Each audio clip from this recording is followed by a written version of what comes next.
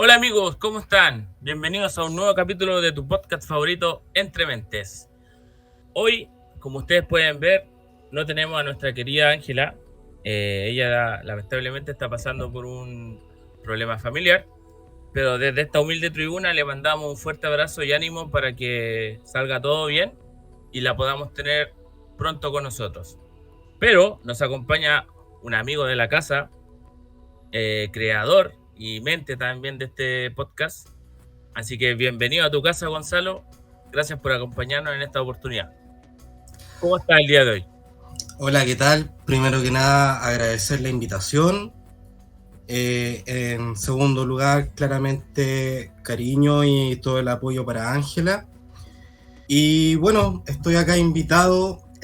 Un honor estar acá y un honor también por lo que vamos a hablar y del personaje de quien vamos a hablar, del ser humano que se entrevistó y alguien que no necesitaría presentación alguna, pero que de todas formas sépanlo quienes vean y oigan este podcast, que Hugo Cepeda es un hombre pero de una trayectoria enorme y que a mi parecer es alguien que si no se ha leído la mitad de los libros de la Tierra, no es una exageración, porque el profe se nota que cuando tú conversas con él, cuando él comparte sus conocimientos, que es un hombre que tiene una trayectoria, tiene una lectura y se desprende mucha sabiduría de todo lo que él está hablando.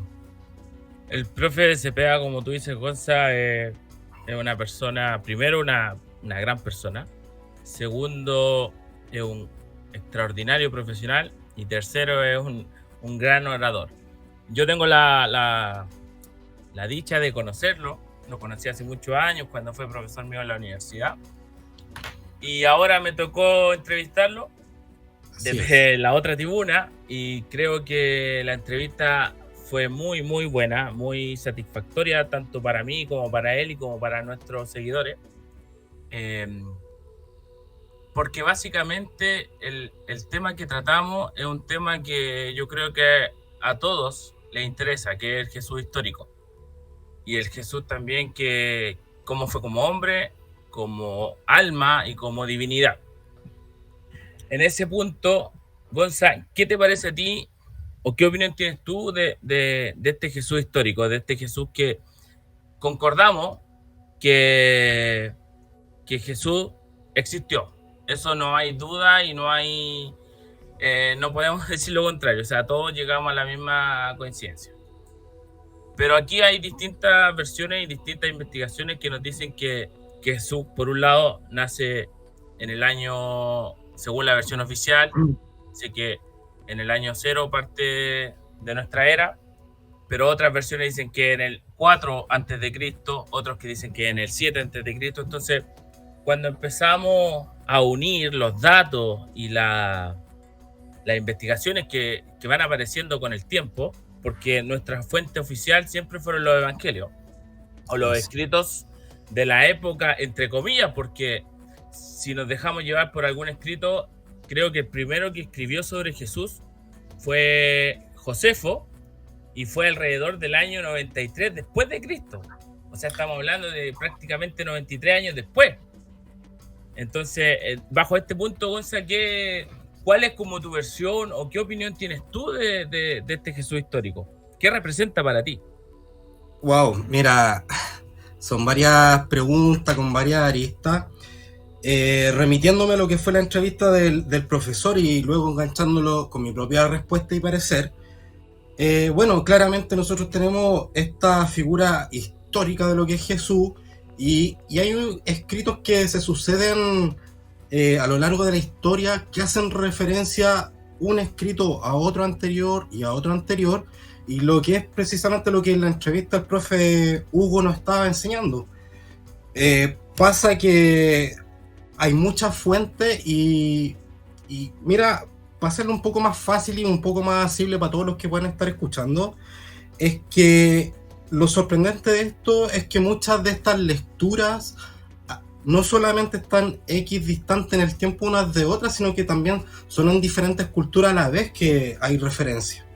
Entonces cuando nosotros o alguien quisiera tanto aseverar como también opinar todo lo contrario, dudar de aquello. La verdad que lo que está escrito es algo que ha prevalecido en el tiempo. Entonces, siguiendo la idea del profe y también la que uno se hace también, es que no se pueden estar culturas equidistantes hablando de un personaje inexistente cuando entre ellas no se conocieron. Entonces hay que dar una credibilidad a todo aquello que finalmente se suscitan en todos los escritos finalmente. O sea, es posible, creo yo, que es lo que yo opino, es que efectivamente la figura histórica para mí es innegable. Ya no quiero hablar todavía de la fe ni de la creencia desde una perspectiva subjetiva, sino que yo que históricamente sí, hubieron culturas distintas que escribieron y hablaron de este personaje llamado Jesús y que entre ellas no necesariamente coincidieron en el tiempo, etcétera, etcétera. Claro, o sea, a ver, la mayoría de nosotros tenemos una formación católica con el tema de los colegios, del bautizo, y nos enseñan desde una forma y desde una mirada cómo fue la vida de Jesús. Pero en el mundo en el que vivimos actualmente, es más, te lo voy a llevar a un ejemplo rápido que se me viene a la mente: Caballo de Troya de JJ Benítez, que para muchos puede ser una novela, para otros puede ser una verdad, ficción, también no sabemos. Pero en el caso de que sea verdad, lo que se nos presenta en estos libros es una versión completamente distinta del Jesús que nosotros conocemos. Porque ahí muestran a un Jesús como somos nosotros. Nos reímos, lloramos, tenemos vida social, tratamos de hacer el bien. Entonces, cuando te van mostrando la historia y la gente que realmente se quiere meter en este tema e investigar, porque hay mucha gente que no le parece lo que dice la fuente oficial. Yo soy uno de ellos, yo nunca me he dejado llevar por las fuentes oficiales. Lo tengo que decir desde chico, que la fuente oficial para mí son ya está bien, es una gran parte de lo que dice la historia, pero también hay que leer lo que dicen los demás. O sea, no nos podemos dejar llevar por un lado. Porque también hay gente que analiza lo que dice la Biblia, los evangelios, y que llegan a la definición de que muchos de los evangelios dan un dato, pero no coinciden en la fecha, que los nombres, que la era. Entonces, cuando pasa esto, tú empiezas como, no a dudar, pero empiezas, pucha, ¿por qué no calzan? Entonces, pero como te dije en principio, lo que sí sabemos es que Jesús sí nació, o sea, sí vivió primero, nació en Belén.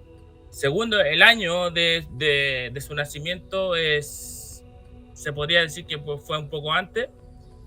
Y lo último es que su nacimiento, dicen que no fue en la época que nosotros celebramos Navidad, que fue el 25 de diciembre. De hecho, con el profe Hugo Cepeda lo hablamos, y claro, y él me cuenta que ahí hay un error, y él habría nacido, no recuerdo muy bien, pero creo que me dijo que por abril, mayo, aproximadamente habría sido la fecha exacta de nacimiento de Jesús. Y que nosotros celebramos la Navidad en una fecha distinta, pero son, claro, a lo mejor nunca vamos a llegar a la coincidencia, porque la Iglesia Católica igual rechaza todo esto, estas investigaciones que se hacen en la actualidad. Y yo creo que la Iglesia Católica, en vez de rechazarla, debería acogerla y hacer algo en comunión, para que tengamos una mejor visión, una mejor versión de Jesús. No sé qué te parece a ti. Yo creo que la Iglesia Católica, en vez de cerrarse tanto a estos temas, debería abrirse y decir, ¿saben qué? Ya, ven tú, unámonos y encontremos la figura más exacta. Porque tampoco podemos decir que él tiene la razón, que este tiene la razón, que este tiene la razón, porque nadie de nosotros vivió en esa época. Nosotros nos estamos basando en textos que fueron escritos y que incluso, como dijimos anteriormente, son textos que se escribieron mucho tiempo después de haber, ¿cómo se llama esto? Jesús haber vivido. Entonces es como que alguien cuente mi historia y mi amigo le contó la historia a su hijo a su nieto, y así sucesivamente. Y la cuarta generación escribe mi historia. Es una cosa parecida. Entonces nosotros nos basamos en textos que para mucha gente son la fuente oficial, que es la Biblia, y que está muy bien. Y para otros nos gusta el otro camino, por la investigación, encontrar nuevos datos. Y a mí me encantaría saber más de Jesús, la verdad, porque creo que es un personaje que no es solo religioso. Porque Es Jesús... precisamente lo que el profe Cepeda nos quería dar a conocer en esta entrevista que él nos dio, que abarca aspectos de lo que fue la historia misma de Jesús, que aborda el lado histórico, el lado también, digamos, místico de la creencia en él también. Yo creo que sería bueno también que hablara o presentáramos la entrevista como tal, ¿no es cierto? Sí. Que invitáramos a todos a poder escuchar esta entrevista, que es bastante interesante. Primero, tienen que verla, ya está arriba en nuestro canal de YouTube. Segundo, nosotros con Gonzalo, evidentemente, bueno, yo la hice, Gonzalo ya la vio. Vamos a analizar lo que dijo el profe, lo más importante que podemos sacar en limpio, que en realidad la hora que estuvimos con él fue excelente. Así que, amigos, los invitamos a que la puedan ver, y nosotros vamos a analizar la primera respuesta del profe Hugo Cepeda. Vamos.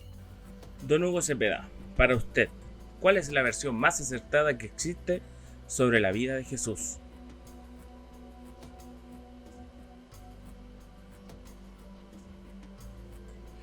Bueno, la visión más cercana es la que establecen los evangelios y también las cartas de San Pablo, las epístolas de San Pedro y de otros apóstoles.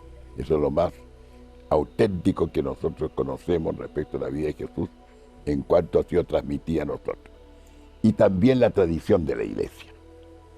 Para los que somos cristianos, la tradición de la Iglesia es importante. Históricamente, son pocas las menciones que se hacen contemporáneas de Jesús. Incluso historiadores como Suetonio, por ejemplo, Flavio Josefo y varios otros que eran escritores romanos, hablan, pero no en cuanto a hacer un juicio de la religión en sí misma, sino que hablan de la persona. Por ejemplo, Suetonio habla de un tal Cresto cuyos seguidores provocan problemas. Tal vez lo más importante es la carta que Plinio el Joven, que era gobernador, se la manda al emperador Adriano, diciendo que le han comunicado que existe un tal Cristo, un grupo de personas que cometen actos de antropofagia, que comen carne de alguien. El emperador mandó inmediatamente investigar el asunto a Plinio Josefo, a Plinio el Joven. O sea que Plinio el Viejo fue el que estuvo en Pompeya, pues. Y Plinio le contesta diciendo no, que se trata de un grupo que no hay ningún tipo de antropofagia, sino que utilizan un rito en que ocupan el pan y el vino.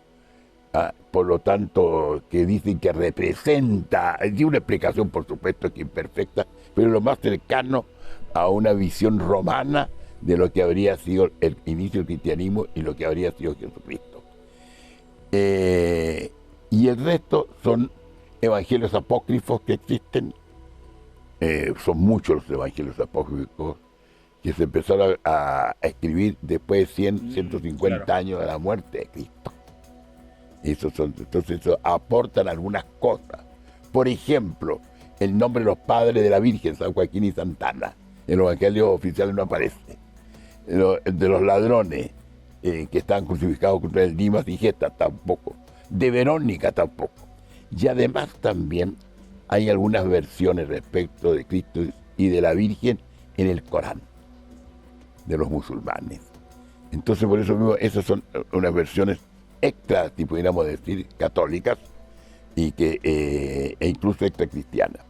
Y algunos fundamentos gnósticos también, en que se podría hablar de Cristo. Y eso son los aportes, pero oficialmente son los evangelios y las tradiciones. la tradición que comienza rápidamente. Por ejemplo, voy a poner un ejemplo de la importancia de San Pedro, el obispo de Roma. Se produjo más o menos una dificultad entre los cristianos de Corinto.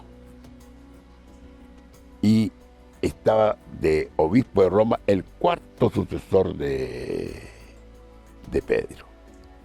Entonces, había pasado varios años ya de que había muerto Pedro. Y todavía vivía el apóstol San Juan en la isla de Patmos.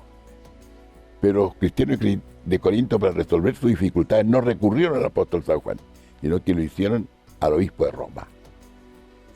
Y ahí entonces, eso fue una prueba que desde el primer momento el jefe de la iglesia era el obispo de Roma, el sucesor de Pedro. Pero fundamentalmente son los escritos de los evangelios. Imagínese usted la importancia.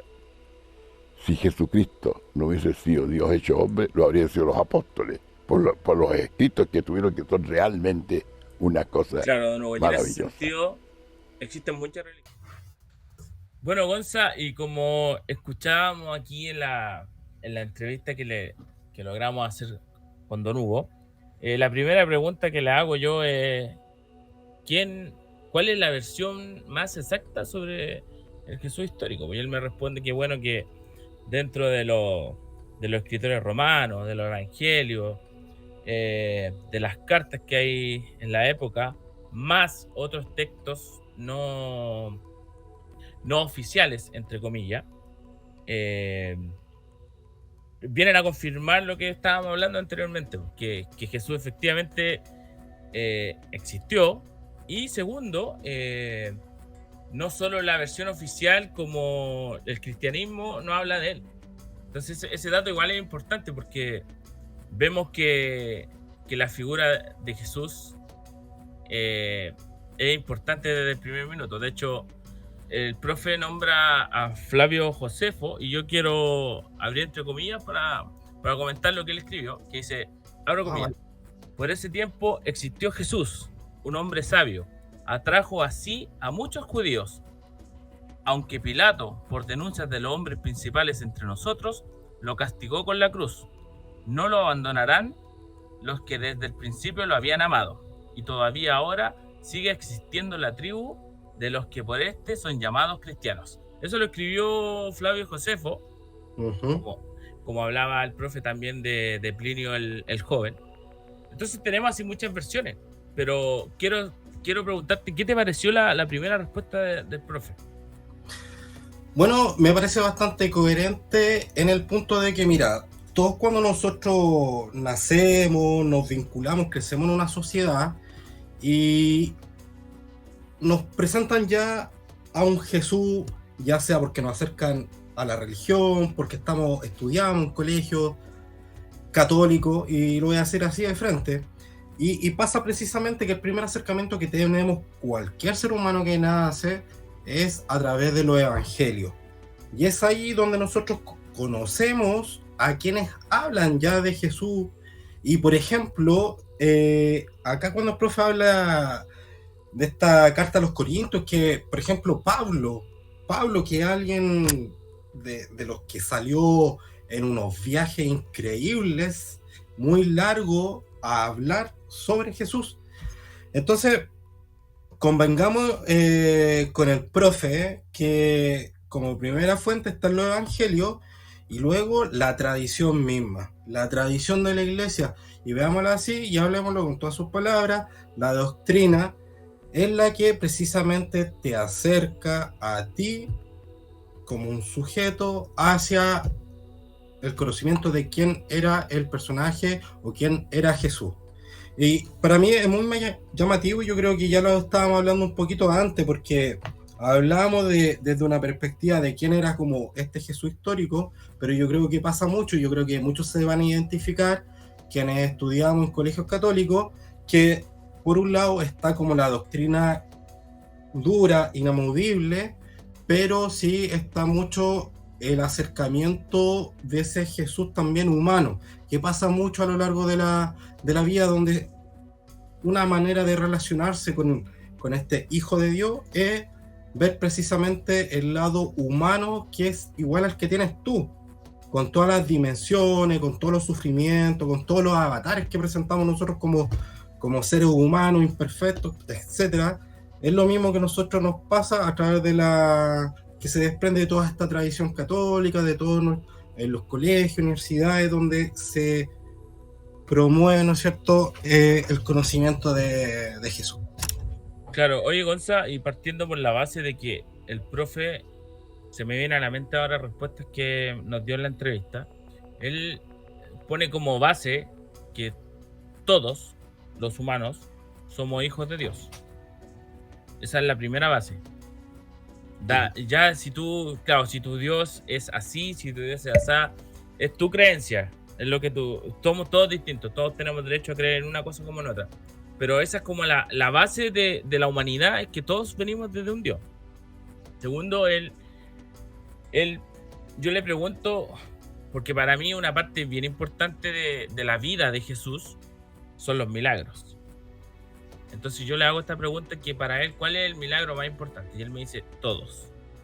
Pero el primer milagro, o sea, no el primero, el milagro más importante que hace Jesús en su vida, dice, es que le crean. Ese es el primer milagro que él asienta en la tierra. Es que le crean, que le crean su discurso, su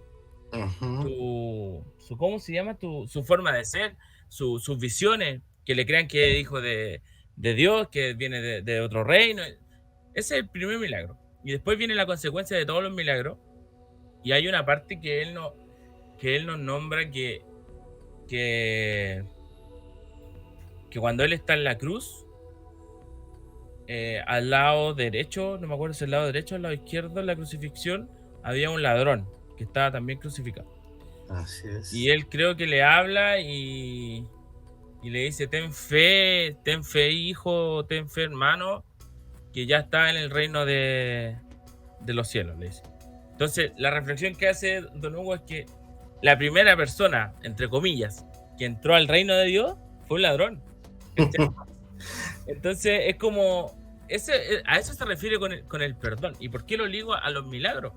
Porque hoy en día, yo siempre me he hecho esta pregunta, porque yo digo, si Jesús tenía estas habilidades, porque para mí no son poderes, son habilidades, ¿y por qué lo digo? Pero voy a hacer un paréntesis en esta parte. ¿Por qué lo digo? Porque para mí hay dos teorías de Jesús. La primera teoría que yo siempre he pensado de chico es que Jesús era una persona que nace en la tierra, pero que viene con habilidades y cualidades de extraterrestres. Extraterrestres no quiero decir que sean alienígenas, que sea un marciano, no.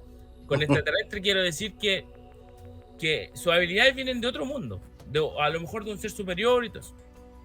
Y segundo, si no fue así, creo que Jesús fue una persona muy, muy, muy educada, muy sabia y que tenía altos conocimientos de sanación, de las energías, que tiene que ver con, por darte un ejemplo, con el Reiki, con el tema de los chakras y toda esta arte mística que envuelve a estas habilidades. ¿Por qué te digo esto, Gonza? Porque hoy en día no vemos a gente que haga milagros. ¿Cachai? Hay gente que tiene estas habilidades, pero no, o a lo mejor sí existen, pero no las conocemos nomás, o no se quieren dar a conocer. Por ahí está la cosa. Y tercero, que creo que es la parte más importante, es que Jesús fue un extraordinario orador. O sea, porque yo veo a Jesús como una persona que en el día a día es como nosotros, trabajaba, dedicaba tiempo a sus amigos, a su familia, también lo pasaba bien, se instruía con libros, con conocimientos de monjes. Recordemos que él a los 13, 14 años va al templo y da desafía a los monjes de esa época, o sea, con 13 años. Con 13 años tú hoy en día estás jugando PlayStation, Xbox, o sea, ¿cachai? Entonces, no sé cuál es tu versión, cuál es tu visión Mira, de Jesús. es que mira, yo quiero partir, convengamos que en el centro de toda religión está este personaje o esta figura que viene a encarnar toda una serie de atributos que por lo demás suelen ser precisamente no terrestres, no alcanzables con la razón.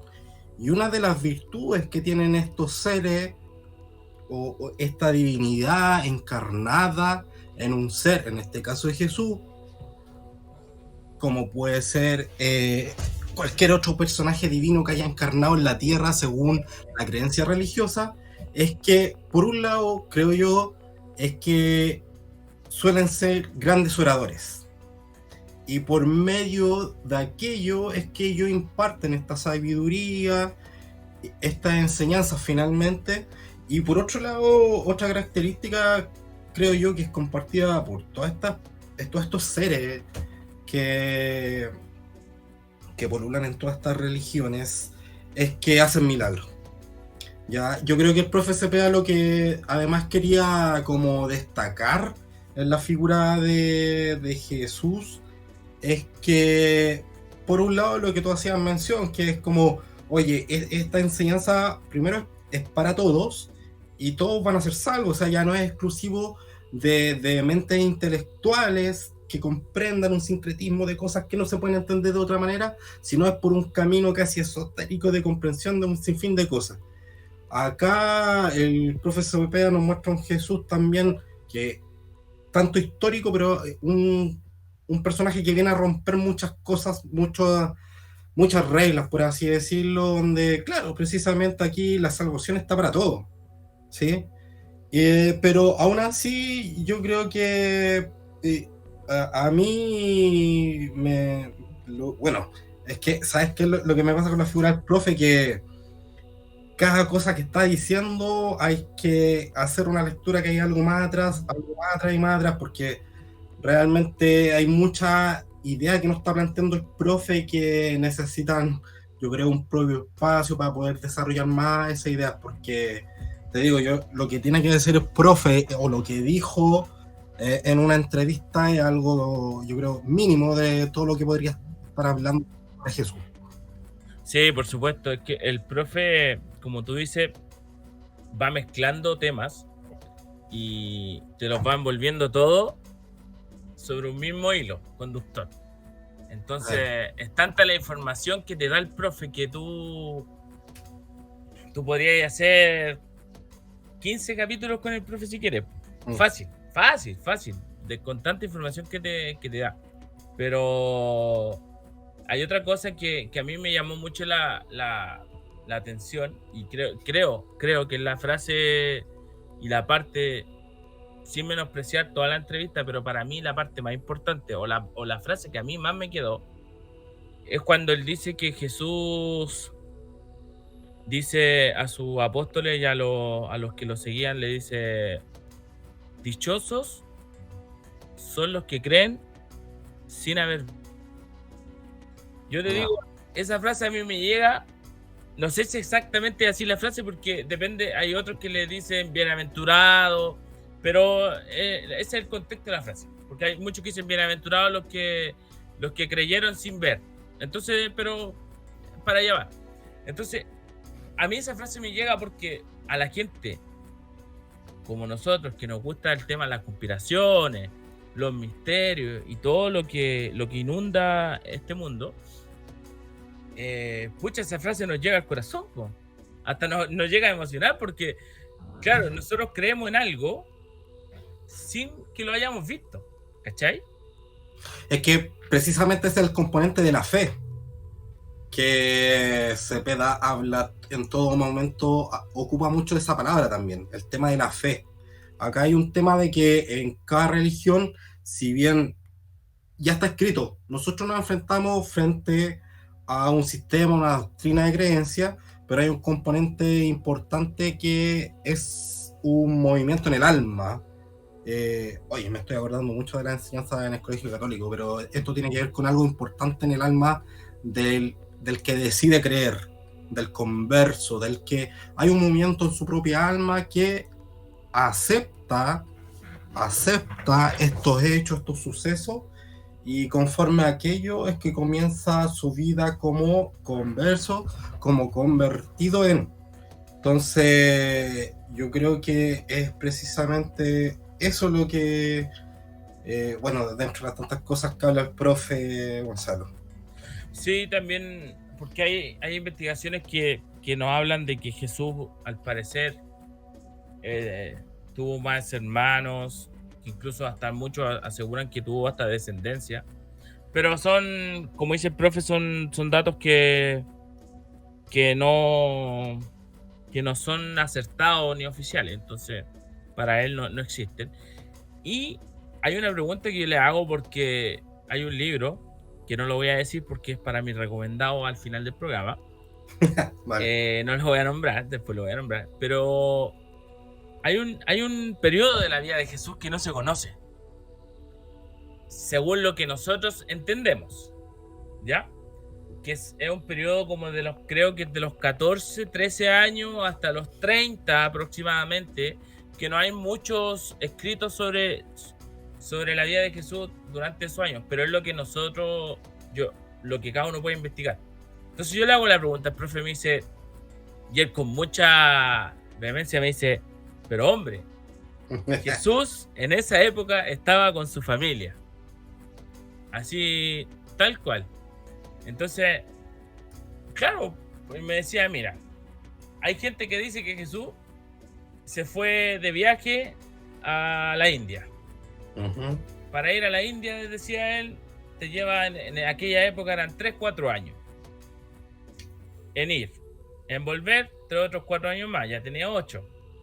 De los casi 16 años, o sea, la mitad. En que haya recorrido la India, en leer los textos, en que esto otro. No calza, decía el tiempo.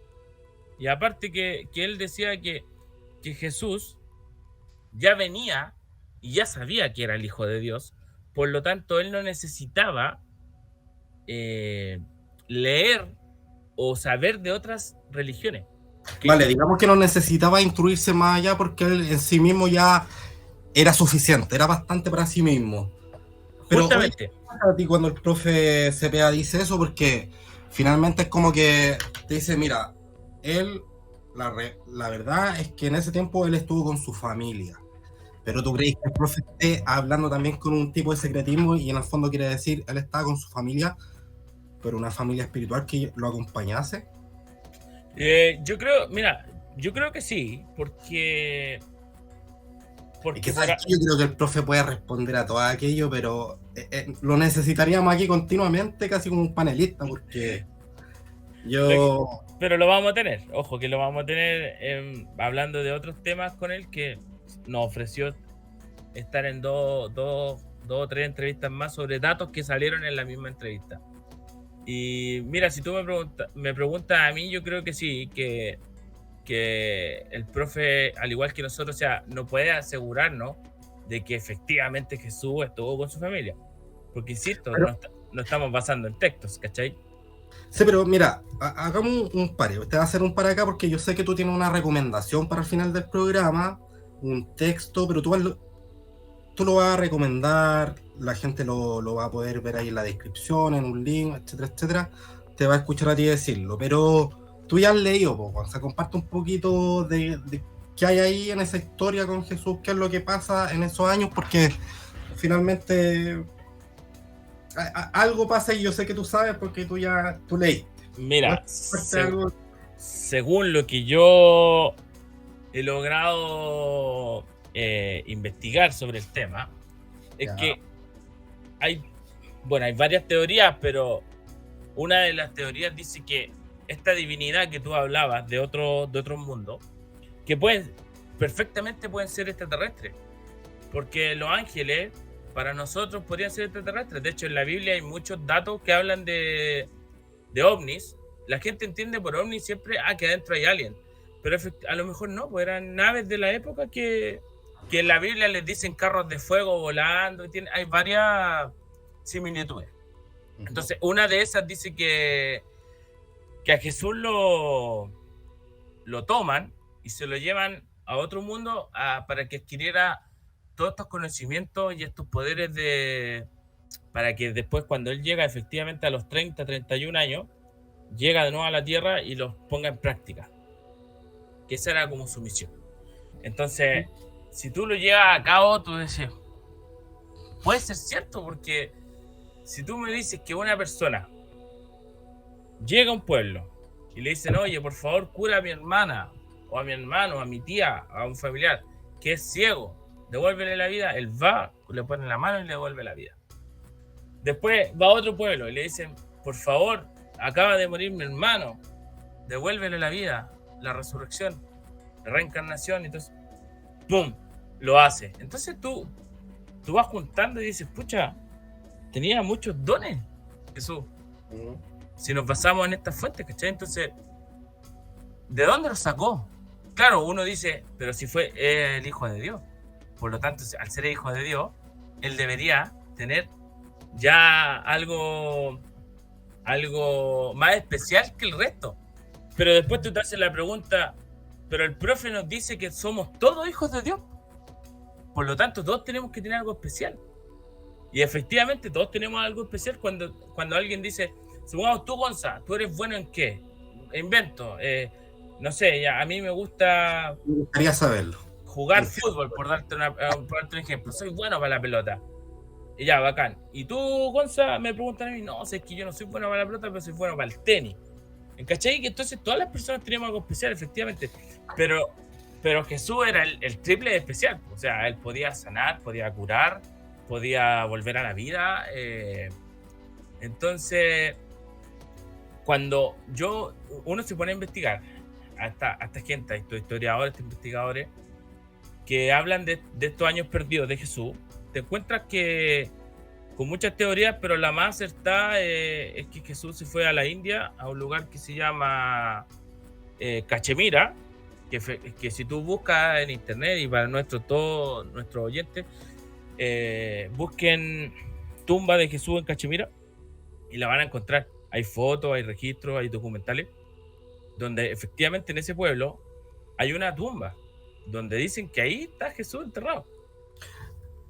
Entonces, y esa es una de las tantas pruebas, porque hay otra prueba que habla que en la antigüedad el carnet de identidad de las personas eran los pies, ¿ya? Entonces, cuando tú entrabas a un país, o a un imperio, a lo que tú quieras llamar, a una civilización, ellos te ponían los pies y te dejaban registrado. Entonces, hay un registro que en la época 30 después de Cristo, hay un registro de unos pies que están puestos uno sobre el otro, así, y los ponen derecho sobre es como una plaquita así es como de greda, es como un barro así. Entonces colocaban los pies, que era el registro de que tú habías ido para allá. Y hay una placa que, claro, tú podrías decir, pero cualquiera puso los pies ahí. Sí, podría ser, ¿cachai? Pero se le han hecho pruebas y concuerdan con la fecha. ¿Qué es lo que pasa? Que esa placa de los pies tiene justo 2 cicatrices por debajo. Y entonces cuando agarran y las unen y las ponen así como en la forma donde murió Jesús, cuando se supone crucificado, coincide con la herida de un clavo y justo las marcas. Claro, si tú me preguntas a mí, puedo creer o no puedo creer, ¿cachai? Porque alguien lo puede haber inventado. Pero son muchas las cosas que te van diciendo, oye, ojo con esto, ojo aquí, ojo allá. Entonces, ahora te quiero hablar del recomendado para que, siguiendo con el hilo, el libro que yo quiero recomendar a la gente, que ojalá que lo puedan leer, pero va a tener que ser online porque es muy difícil encontrarlo en versión papel, física. De hecho, tengo un amigo que ahora anda en Europa y se lo encargué porque acá es difícil encontrarlo, no está en ningún lado. Entonces Yo lo leí, Así de difícil es conseguirlo. de verdad, se llama Jesús vivió y murió en Cachemira. Lo escribió Andreas Faber-Kaiser en el año 76 y habla de la posibilidad de que Jesús no murió en la cruz, ¿ya? Sino una vez que fue curado la herida causada por la crucifixión y cuando se fue hacia el este, a este pueblo que se llama Cachemira.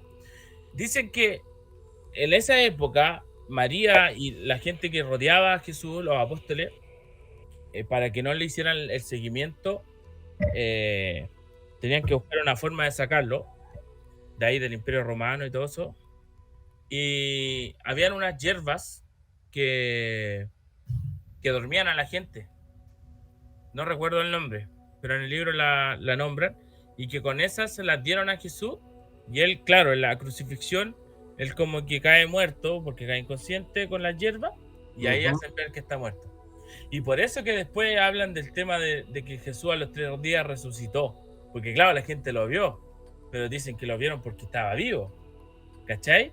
Entonces, cuando, claro, tú tienes una persona que te dice, no, él resucitó porque efectivamente estaba muerto, resucitó y vino, pero también tenés la otra versión, entonces tú pones las dos en paralelo y tú no tienes que creer una u otra, tienes que contar las dos versiones, ¿no?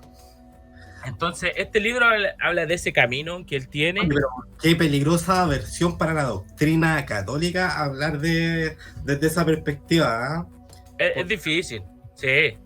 Porque si se habla en ese libro desde esa perspectiva, de que prácticamente había un ser que estaba casi como dopado y después despierta, ya no se cumpliría lo que la doctrina nos dice de que resucita de muerto.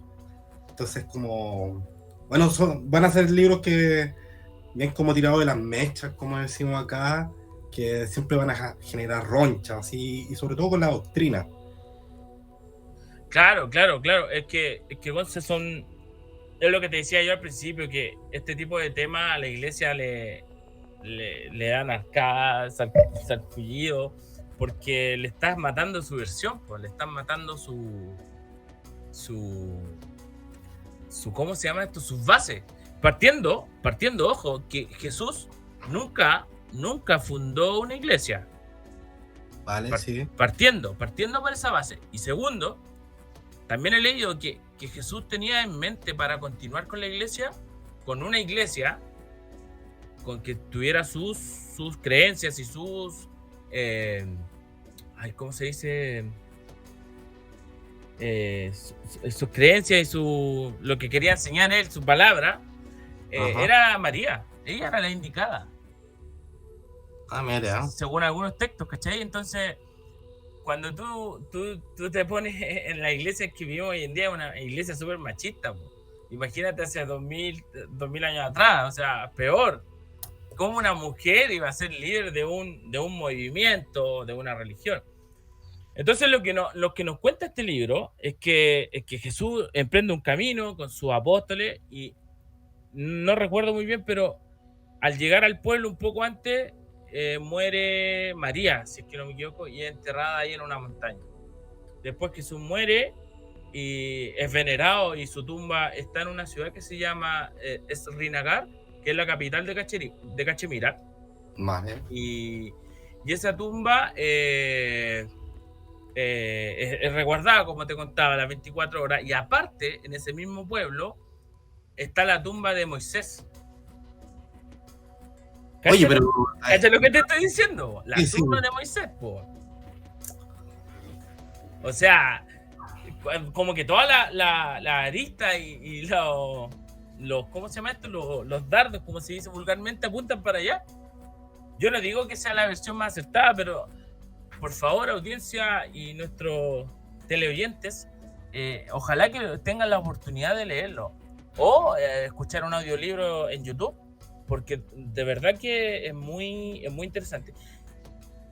Pero ojo, que hay que tener mente abierta, porque es lo que yo también siempre digo, o sea, el otro recomendado que podría haberles dado era Caballo de Troya, pero siento que Caballo de Troya para eso sí que hay que tener una mente abierta, porque lo que nos presenta este libro de Andreas Faber es que es una versión distinta, no un libro, ¿cachai? Un camino distinto que tuvo Jesús, o que no nos cuenta la versión oficial. Bastante distinto. Claro, pero Caballo de Troya son tantos tomos y tanta historia que te cuentan cómo fue la vida de Jesús. De hecho, si es que no me equivoco, es del año 1 hasta el año 30 o 31 de Jesús, lo que te cuenta en Caballo de Troya. Y hay Ya, vale. tres años, que son los últimos 3 años, que no tiene como los datos exactos, ¿cachai? Entonces también era un buen recomendado Caballo de Troya. Pero siento que para estos temas hay que tener la mente abierta, ¿cachai? Porque son temas igual delicados. De hecho, hay el dicho que dicen: en la mesa no se puede hablar ni de religión, ni de política, ni de fútbol.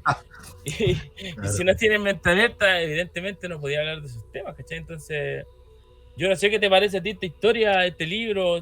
Ojalá que tengáis la oportunidad, Gonza, de poder leerlo, de verdad, porque es muy interesante. Sí, claro, estoy siempre abierto a todas las recomendaciones que tienen que ver con lectura. Lo que yo veo acá, y no es que quiera hacer como la figura de un escéptico, pero yo veo que hay lecturas que quieren generar un nuevo margen de posibilidades con un personaje histórico, y que necesariamente, quieranlo o no, los autores proponerlo de esa manera van a estar totalmente reñidos con la versión oficial, con la doctrina. Que ese ha sido mi punto, donde yo he tocado toda esta conversación, Gonzalo, porque creo yo que rescatando... Mira, partiendo porque toda esta conversación nace a partir de la entrevista que se le realizó al profe.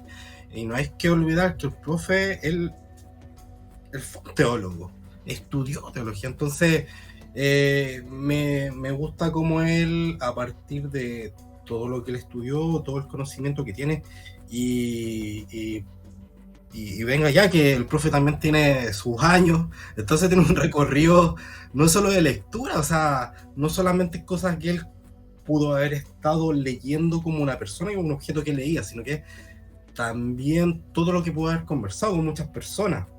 Yo sé que el profesor ha tenido contacto con infinidad de personas que también son tan interesantes como él, y ha podido compartir conocimientos, lecturas, que yo creo que vamos a ir viéndolo en otras oportunidades cuando podamos conversar nuevamente con el profesor.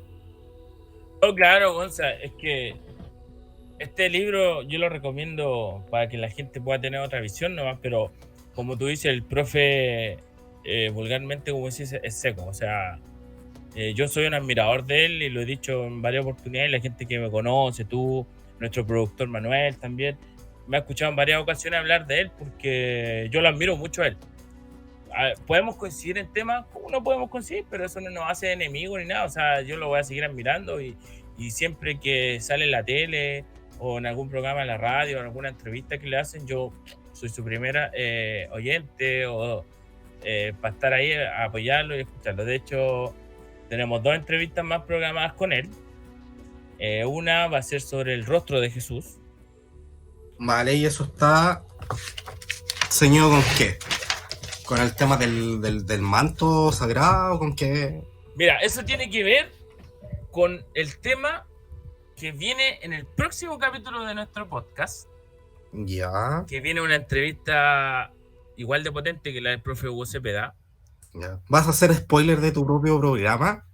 ¿Podríamos hacer un spoiler o...? ¿Qué me dices tú, Gonza? ¿Hacemos un spoiler o cuento nomás y no doy el nombre, cuento de qué se va a tratar y...?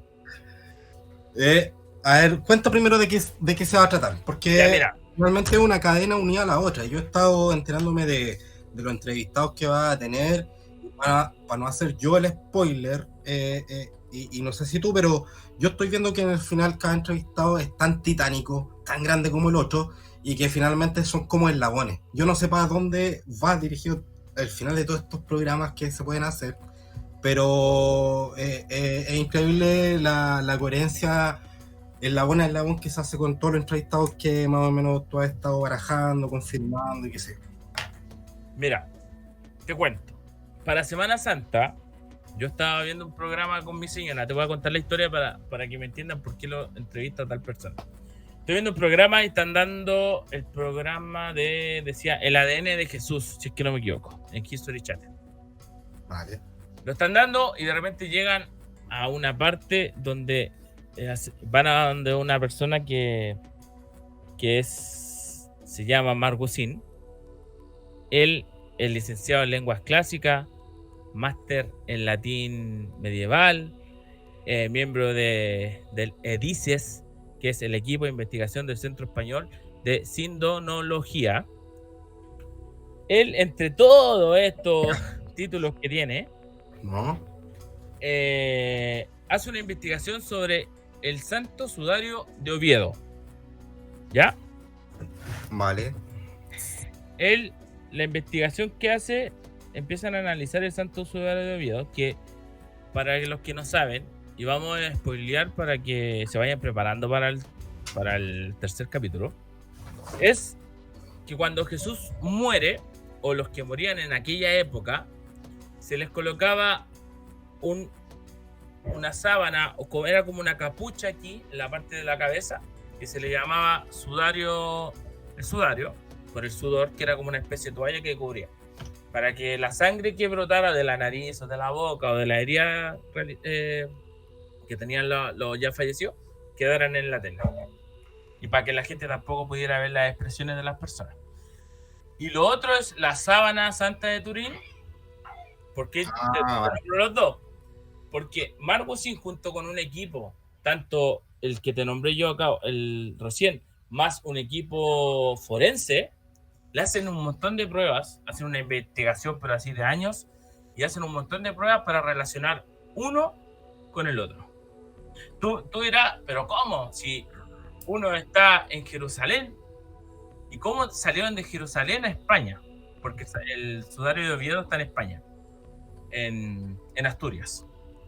Entonces, Margusin lo que hace es empieza a buscar textos y se encuentra con un sinfín de textos en latín que empiezan a nombrar cómo sale un sudario de Jerusalén, pasa por el Mediterráneo y llega a Oviedo, y un obispo lo nombra, que lo guarda como una reliquia, que venía en un arca. Mira, yo estuve con Margusin, estuve aproximadamente 1 hora de entrevista, pero en 20 minutos él me mostró toda la investigación, me hizo una presentación así como de universidad, me mostró la investigación. Vale.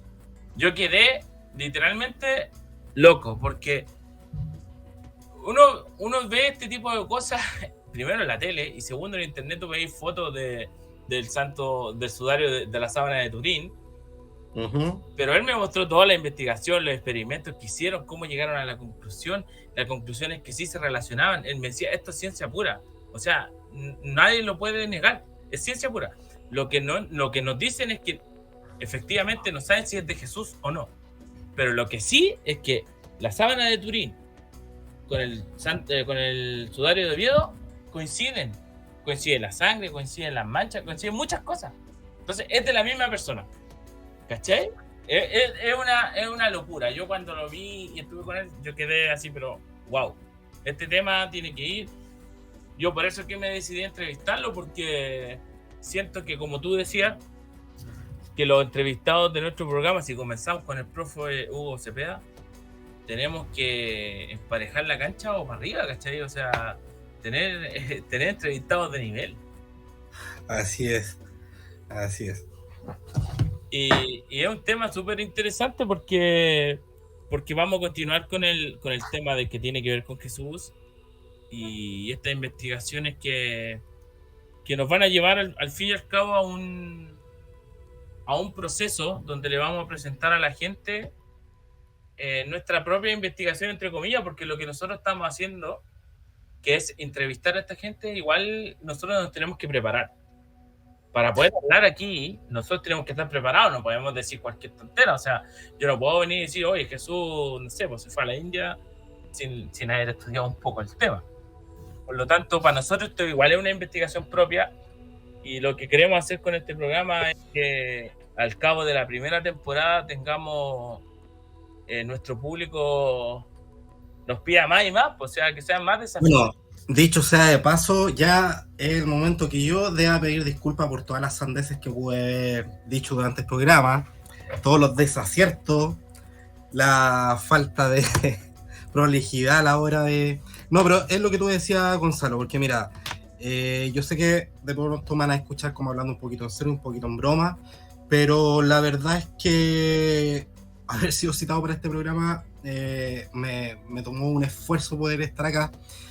Pero lo que sí digo, y es lo que en el fondo yo sé que es la idea de este programa, que no solamente hay entrevistados que son muy capos, muy potentes, muy de todo, son unos seres totalmente excepcionales porque están dedicados, ya sea por profesión digo yo, o por vocación a la investigación. Y producto de aquellas investigaciones se generan artículos, se generan libros, se genera investigación. Yo creo que esta tribuna que estamos teniendo hoy aquí con este programa es precisamente poner a disposición, precisamente con estos entrevistados, aquellas investigaciones, sin lugar a dudas también poniendo nuestra, yo creo, humilde presencia acá. Y lo mínimo que podemos hacer claramente desde nuestra parte, y hago la invitación a todos, de tener un bagaje un poquito más amplio, profundizar, saber quiénes son los entrevistados. Y enhorabuena que, Gonzalo, que se te ha ocurrido también que al final de los programas siempre tengamos esta posibilidad de recomendar libros, recomendar páginas, recomendar lo que sea, para que acerquemos a estos entrevistados a todos. Correcto, sí, Gonza, como tú dices, o sea, en primer lugar, este programa nace como un juego. Para que ustedes sepan, Gonza, nosotros trabajamos no en la misma empresa, pero trabajamos en el mismo lugar físico. Y esto comenzó como un juego. Oye, podríamos hacer un podcast. Lo nombro porque está aquí con nosotros él. En un principio iba a ser panelista junto conmigo y junto con Ángela, pero Gonza, por problemas, se tuvo que salir del país. Del país y ahora, bueno, nos acompaña. Espero que no sea la última vez, Gonza, que esta es tu casa, tú sabes que eres bienvenido siempre. Y bueno, mira lo que terminó el juego, pues, entrevistando a Hugo Cepeda, entrevistando a Marco Cini, y no puedo nombrar los otros entrevistados que tenemos a lo largo de la primera temporada, pero son todos de la misma calidad, de los mismos conocimientos, gente, como tú dices, muy profesional, muy capacitada, pero que en el fondo tienen una vocación. Primero, una vocación por enseñar. Segundo, una vocación por dar a conocer estos temas. Y tercero, gracias a cada uno de ellos por aceptar nuestras invitaciones, ¿cachai? Porque nosotros somos un medio que está recién surgiendo. Por lo tanto, la gente puede decir, que voy a pescar a estos tipos, ¿cachai? Pero han visto que nosotros igual hay un esfuerzo detrás con el tema de las gráficas, de nosotros prepararnos, de que nos compramos los equipos. Entonces, esto nosotros lo hacemos con mucho amor y dedicación, y porque nos gusta también. No lo hacemos por un tema económico, porque con esto no ganamos nada, pero lo hacemos por un tema de que nos gusta hablar de estos temas. Son los temas que nosotros hablamos habitualmente, con los amigos, en el trabajo. Entonces, lo que hacemos es traer todo eso a este lugar, dárselo a ustedes, y que ustedes también hagan lo mismo con su gente, que compartan. Y lo más importante es que por favor, acá abajito ahí, aquí, ahí hay una campanita donde por favor suscríbanse, y ahí les va a llegar, cada vez que nosotros subamos un video, un capítulo nuevo, les va a llegar un mensaje. Y que vayan traspasando este programa, este podcast que se llama Entre Mentes. ¿Por qué le pusimos Entre Mentes? Porque tenemos una conversación amena entre mentes. En este caso, entre la mente mía y la del Gonza. En otra oportunidad he sido con la Ángela. En algún momento, ojalá sea así, seamos los tres: el Gonza, la Ángela y yo. Que los tres podamos hablar, porque más que un debate, esto es una conversación. Podemos tener distintos puntos de vista, pero aquí los presentamos y los conversamos como si fuera una conversación en un asado, en el living de tu casa, con tu familia. Así que espero que nos sigan, que sigan aportando su idea. Si quieren que hablemos de un tema en especial, por favor, en los comentarios abajo pongan, oye, quiero que hablen de este tema. Nosotros con gusto vamos a hacer una investigación, vamos a buscar al mejor entrevistado y vamos a hablar sobre el tema. Así que, por mi parte, Gonza, te dejo a ti que te despidas de nuestro público y ahí yo termino el programa. Bueno, vale, muchas gracias, Gonzalo, primero. Y es lo primero que yo decía cuando tú me invitaste, agradecer la instancia de estar acá, compartir. No sé si da el caso de que deba disculparme de nuevo, pero la poca preparación, sabrán disculparlo esta primera vez.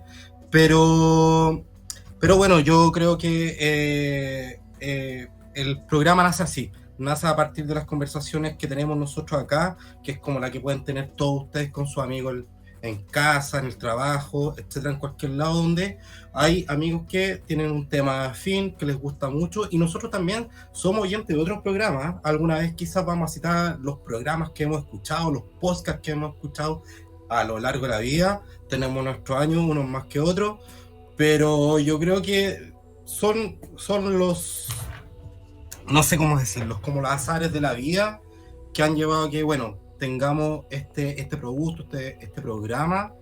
Y nada, dejarlo invitado. En una próxima ocasión vamos a estar haciendo más spoilers por ahí, pero no, mira, la verdad es que sí, eso me lo pensé hace un momento atrás, y es que la verdad que Gonzalo está haciendo un esfuerzo bastante importante por tener unos invitados que no les voy a decir el nombre de todos, no voy a decir ningún nombre, pero en verdad son realmente unos titanes en sus respectivas áreas. Son muy distintos todos en lo que hace, pero convergen en lo que convergemos todos acá en este mismo programa.